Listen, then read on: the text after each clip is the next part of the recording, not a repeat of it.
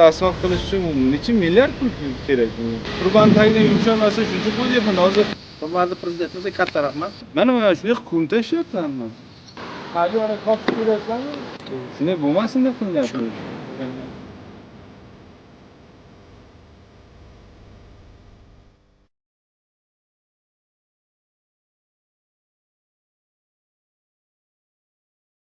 Surxondaryo viloyatida davlat dasturlari hamda xalqaro moliya tashkilotlari mablag'lari hisobidan infratuzilmani yaxshilash, aholi turmush darajasini oshirish va ijtimoiy soha obyektlarini rekonstruksiya qilish ishlari izchil amalga oshirilmoqda.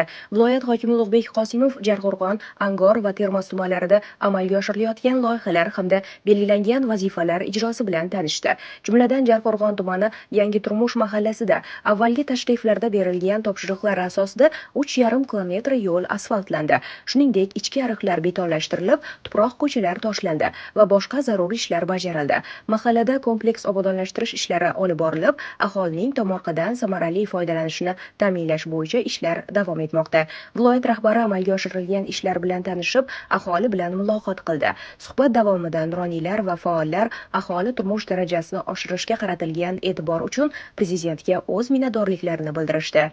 Tomorqa ishlatmagan odam birinchidan o'ziga tomorqa kerak emas. Nimaga endi bu shuncha dastur bilan bergan kanallar betonlab berilsa, suv olib berilib, bironta tomorqa bir narsa ekmas. 1 kilometr asfalt qilish uchun necha milliard pul kerak bunga? Tilla qayerda deydi, tilla.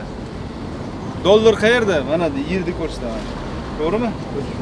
Buni deydi ag'darib urish kerak, Katmandu urish kerak, shunchadan tilla chiqadi. 2 litr sut olish buni tuyog'idan qattiq bo'lish kerak mehnati. Bitta molga ikkita press beda topish qancha qiyin. Buni hammasi mehnatdan bo'ladi. Ishlamasak bo'lmaydi. Hozir tomorqasidan boshlasa ishini.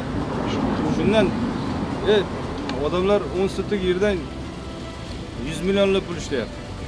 Mana shuncha yo'l qilib berdingiz. Baraka toping. Bolalarimiz xursandchiligini aytmang. Rahmat sizga. Shundan so'ng Jarqo'rg'on tumanidagi 21-sonli davlat maktabgacha ta'lim tashkilotining 75 o'rinli binosi o'rnida 90 o'rinli yangi bino qurilishi jarayonlari ko'rib chiqildi. Shu bilan birga Islom taraqqiyot banki ishtirokida amalga oshirilayotgan qishloq joylarini kompleks rivojlantirish loyihasining ikkinchi bosqichi doirasida Angor va Termiz tumanlarida maktab binolari, yo'llar, suv tarmoqlari va boshqa infratuzilma obyektlarining ijrosi o'rganildi.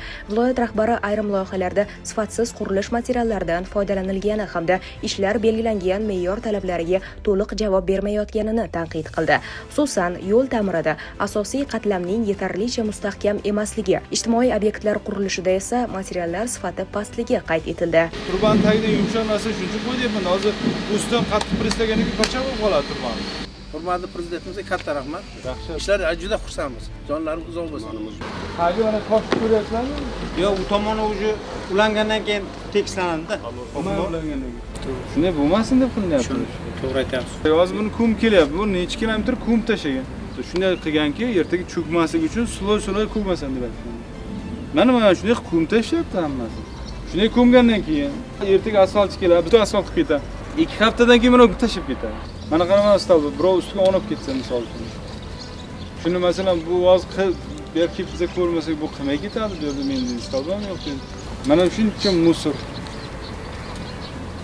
Mana shu kelib sen belingga mana oyog'ing yetib kiyib, mana pogrushkada oldirib mana to'proqlarni olasan.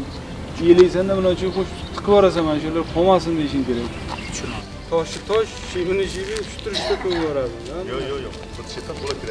Shu munosabat bilan har bir loyihaga qurilish inspeksiyasining laboratoriya bo'limi mutaxassislarini biriktirish, barcha materiallarni qat'iy tekshiruvdan o'tkazish va qurilish jarayonlarini to'liq nazoratga olish bo'yicha topshiriqlar berildi.